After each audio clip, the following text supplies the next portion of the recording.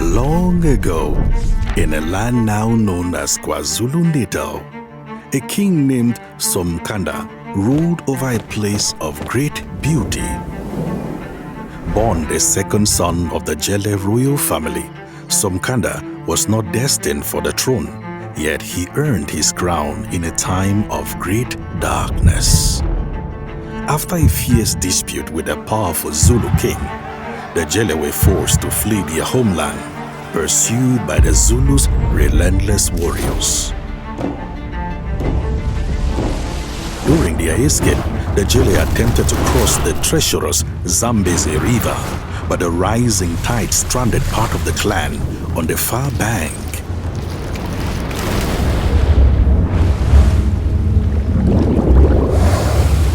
Unable to abandon his people to certain death, young Somkhanda made a bold choice. While the rest of the Jele continued their migration, which would stretch on for over 20 years, he remained behind with the stranded. Legend tells that Somkhanda, in a moment of brilliant cunning, disguised their true identity. He claimed they were different people, the Gumbi migrating south from distant lands. The Zulu warriors, convinced, spared them. Somkhanda and his people eventually settled near the Pongola River, where the Gumbi clan would grow and flourish for generations to come.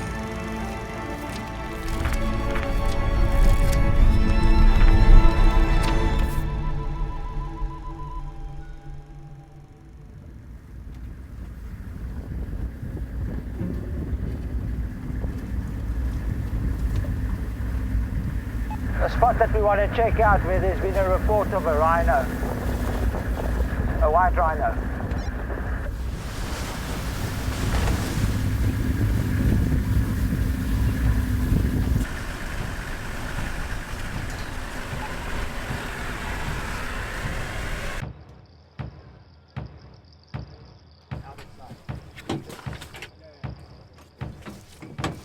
This is the story of the 20-year-long battle that the Gumbi clan fought to create a little piece of heaven on earth. To get that story, we went all the way to KwaZulu-Natal, right here, close to the border with Eswatini. And this is the fine crew that welcomed us there. Adrian, born and raised in the bush, he knows nature and animals like no one else. There are signs of animals everywhere where you look. You can stop at any place. Nombuso, serial entrepreneur who is dedicated to the wildlife cause. She was the first female ranger on board and climbed the ranks to become the team's tracker. We see the tracks, then we follow up until we reach the animal. And Kosnati, the embodiment of diplomacy. He has the head-spinning task of keeping the neighboring communities and the reserve aligned on activities on ongoing projects. Be loyal when you're talking to the people. Njabulo, a chef at his core, he first joined Somkhanda to pursue a career in the hospitality sector. And doing so, he brought a wealth of indigenous knowledge, which he learned from his elders. And take this kind of plant and just go for steaming, then the flu will go away. Last but not least, meet Zama, the life of the party, in every possible way. Behind the cheerful smile is a very focused ranger, and all of us here put our lives in his hands day in and day out. At home, I'm a father. But when I'm coming inside the reserve, that now I'm a ranger. Breaking news from South Africa, Somkhanda Reserve in KwaZulu-Natal becomes the first community-owned Big Five conservation area.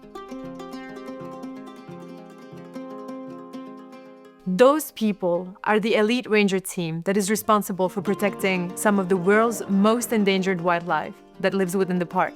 And for a whole week, we had the privilege to join them on their patrols to discover the story of Somkhanda and learn about the work that goes on every single day into creating and preserving a little piece of paradise like this one.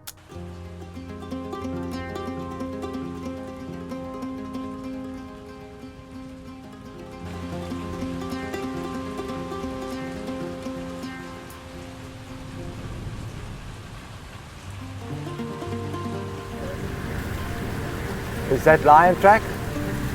So we are Right now, out in the car with the rangers, and we're actually tracking a lion. We saw the lion tracks right on the road, and it's raining, so the tracks are fresh. All right, okay, so they're still on the road, and that's typical because of the weather. It's less wet on the roads. They like normal house cats, they don't like wet conditions. They don't like water. 1, 2, 3 individuals. Clearly see the tracks. It's getting a lot fresher now. And there you can see some rhino track as well. Yo, that's 2 of the big 5 right next to each other. How big are they? Them pube so hamba kona maj. Now. It was walking here now. I am talking no maj. Yes, so you can see the excitement building, folks. We're getting there. There we go. It's looking good, looking very good. Yeah. We are closing in on them. I don't see the tracks on the road anymore, so they've gone off here somewhere. Let's take signal here. You can see they bunched up together. They are nervous. Remember, not all the animals have collars on them. So it doesn't mean that if we don't pick up a signal that we won't see the animal. They might just not have collars on. I can be lazy and just go with what this machine tells me and not look onto the ground. We would have missed this. What she's hoping to hear is like a ticking sound. Tick, tick, tick. And you can set kilometers, higher or lower. The maximum is about 10 kilometers or so.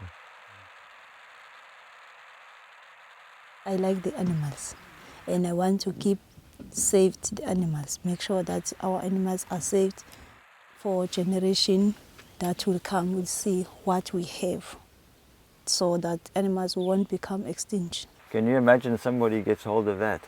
Well, it could be used for the wrong reasons. Yeah, so one's got to be very aware of these kind of things in a setup where you've got especially a rhino.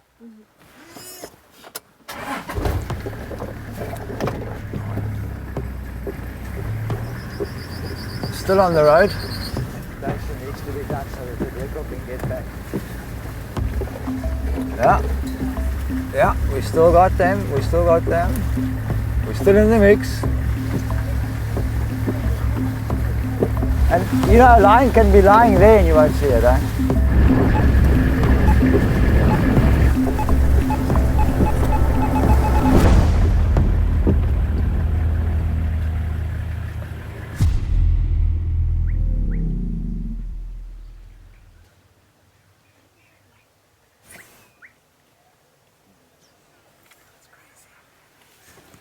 Okay, just remember, I can't see him as clear as you, so give me a heads up when he does move.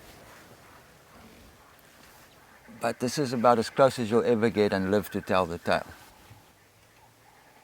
That lion, it's the sub-adult male that we got on the one, but it seems like there are others behind that animal, that lion we see.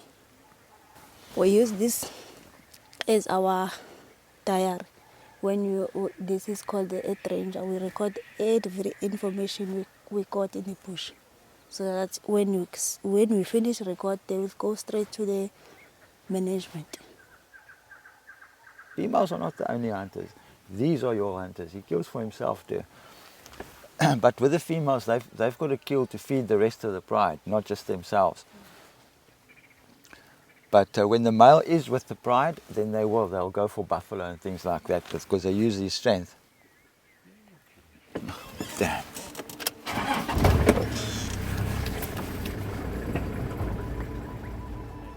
The Somkhanda Game Reserve is located on the ancestral land of the Gumbi people.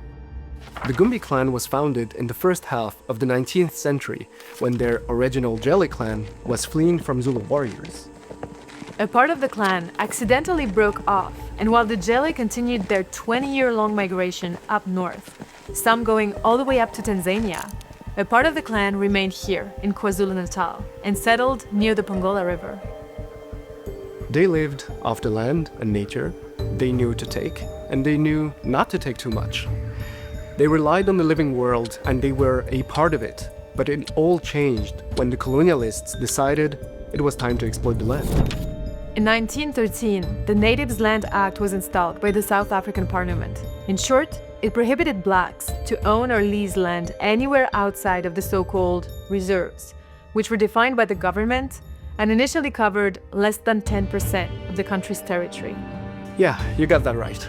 This is all that was left for the millions of native South Africans to share. In the decades that followed, many indigenous lands were confiscated by the state. Locals were chased away, and entire communities were disintegrated, together with the customs as the people scattered around the country. For the Gumbi, this happened in the early 70s, when a dam was built on the Pogola River. Their lands were distributed to white farmers. Then, in 1994, things started to change. That year, President Nelson Mandela signed the Restitution of Land Rights Act into law. The act allowed dispossessed communities to claim their rights to ancestral lands. And years later, the Gumbi took their chance. When the window was opened for people who lost their rights in their land, so the land claim process started here in South Africa. The Gumbi community also used that opportunity to launch the claim for their land.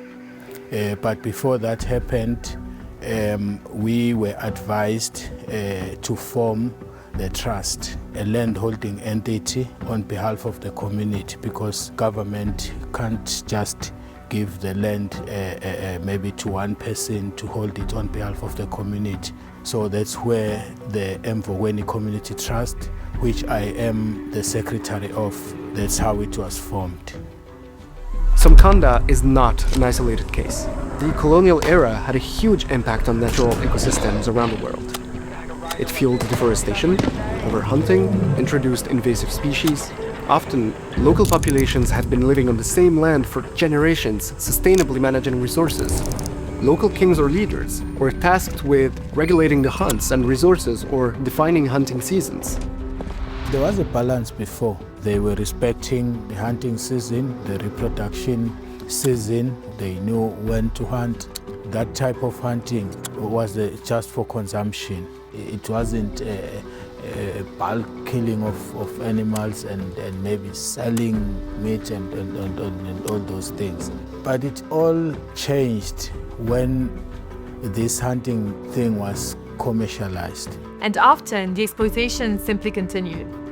When the Gumbi claimed their land back, opportunities for financial return came rolling, with several mining companies offering partnerships to exploit the soil. We just dedicated this piece of land, this 12,000 hectares, strictly for conservation. We always keep that value of conserving and making sure that what we have, we don't lose. We keep it for future generations, but in a modern way now.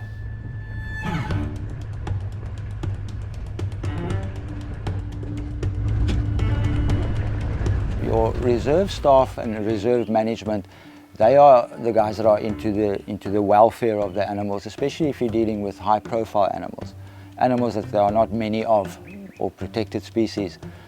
You would intervene in cases where these animals are injured, maybe needs to be relocated to avoid inbreeding and that sort of thing. And then there's permits and licenses that come with these things. You know, you want to move an animal away, you need a permit and a license for it. You want to bring animals in, again, you need a permit and a license for it.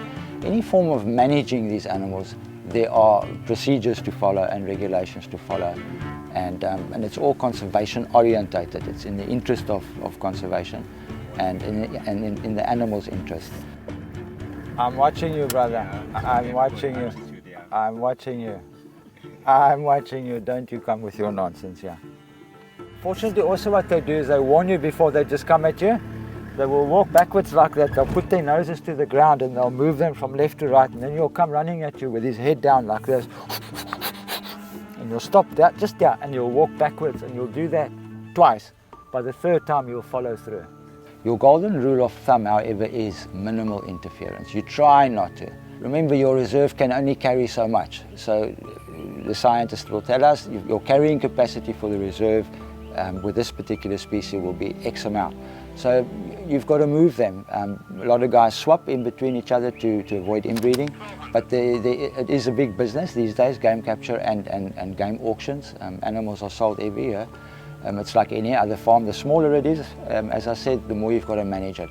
So your smaller reserve need to be more aware of their gene pool dynamics than a bigger reserve where animals, get pushed out or moved out, or where things are, I don't want to say in a more natural way, but in maybe a less interfered way. We try and make the guest as involved as we can. It also helps in funding these operations, which is very, very expensive. And whether we like it or not, there's not many countries or many governments in many countries that have conservation as a top priority, although tourism is always needed and encouraged. But with tourism comes the conservation. If you don't apply the conservation, then tourism won't survive. What we chose wasn't an easy journey. Initially, we started to handle things on our own with the help of government. We as black people, we are not used and we are not previously exposed in this tourism and conservation business at all.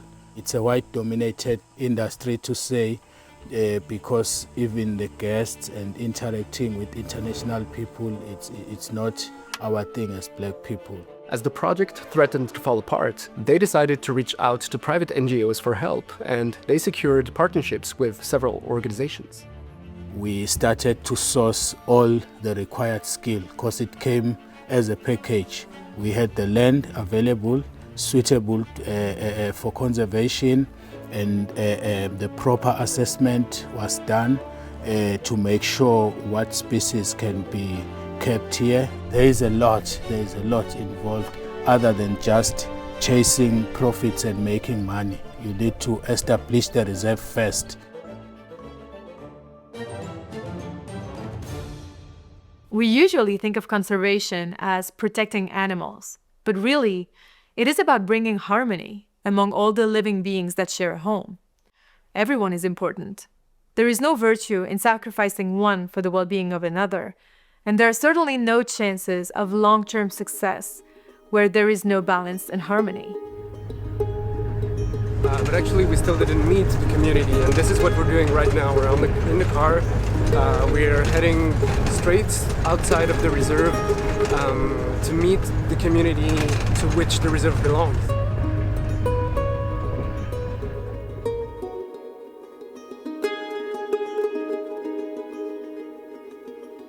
Unfortunately, including all stakeholders is a real challenge in conservation worldwide. Local communities are often neglected, if not excluded from the projects, which leads to rising tensions, conflict, ethical issues, and more poaching and suffering. In Somkhanda, this is a matter that received a lot of attention from the very beginning, and many efforts were invested to make sure that relations between not just the Gumbi and their park were good, but all the surrounding communities. My role that I'm playing here, I'm just a public relations officer. I used to liaise with surrounding communities just to make sure that if there's something that maybe goes wrong or either the community what they're needing, and then I'm the one that used to be contacted to work close with the traditional authority just to engage them day and a day so that they know what is going on in the business, and also the business, they must know what is going on in the community. Just a major thing, human-wildlife conflict that I'm focusing mostly on, because you saw we have the wildlife species here like a wild dog. Sometimes they can just escape on the fence, they cause damage outside. I'm the one who used to go then facilitate all those things and come back and feed the general manager, and then consult those people that are in need to dealing with those situations. The truth is, there is no bulletproof solution in conservation. The financial and economic challenges are very real. Diverging interests exist, despite the efforts to align all stakeholders. If you miss one step, just mind that maybe there will be the fatal things that it's going to just happen there on your back. So you have to make sure I can build this step and just make sure it's solid and step on And I'm sure with where I'm standing now, my community is behind me. They are supporting me. But even with all those challenges, no one gave up, and things are looking bright for Somkhanda. From small species to the big species, we must make sure that we save it. This thing of educating the small people, it saves the information and it saves our wildlife as well. From at home, I'm a father and I'm a brother. But when I'm coming inside the reserve, that now I'm a ranger. Qoka kwami lo msebenzi wokuba i-ranger. Akuzanga nje ukuthi mhlambe ngibe nokuthi ngiyafuna nami ngise ngokufuna imali. No. Kukuthi ngibukele ikusasa, i-generation ezayo ukuthi izophila kanjani uma ingabe nalo ulwazi lokuthi kunesilwane esiwukuthi nesokuthi esifuna ukuvikela. Owami umsebenzi ukuthi ngivikele lesilwane ukuze next generation isazi lesilwane ukuthi isilwane esiwukuthi if ukhuluma ngokuthi kukhona impala ukhuluma ngani.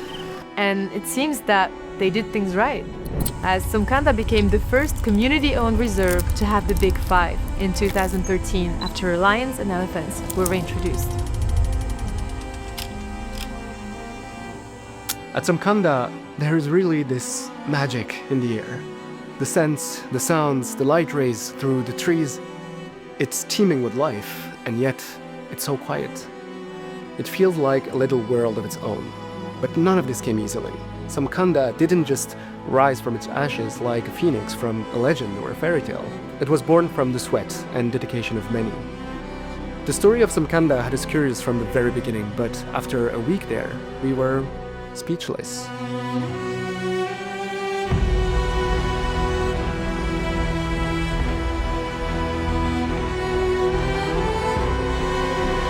And this is the period in which this connection is made to Africa, where the first feeling that you get is that of well, you feel minute. You feel so small compared to the power that you see around you here. Your body and your brain realizes that you are no match for what you are experiencing around you. And you are filled with only positive thoughts. You feel good. Everything about it is positive. I have never felt any negative feeling while out there, consumed by everything around me, thinking of something negative. So for some of us, we depend on being close to that creator of nature. To some people, nature itself is God. Places like these are the essence of life on Earth. And what the Gumbi have created, the vision they have worked so hard for, is a priceless gift to their children, to the land, and ultimately, well, to all of us.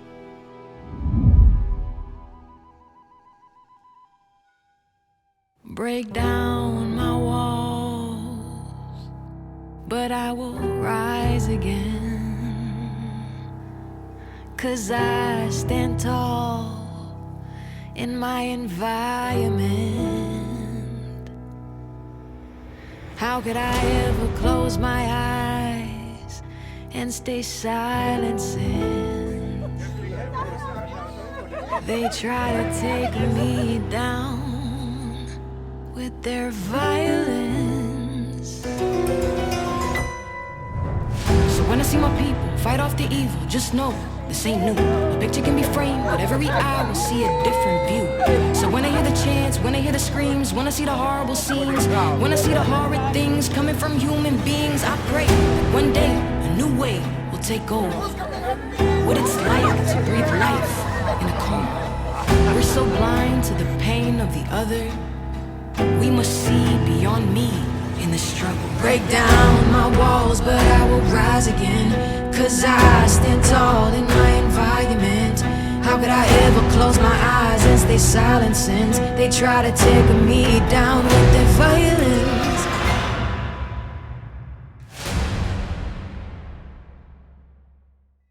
Tu veux que je le blague? Je sais pas quoi dire.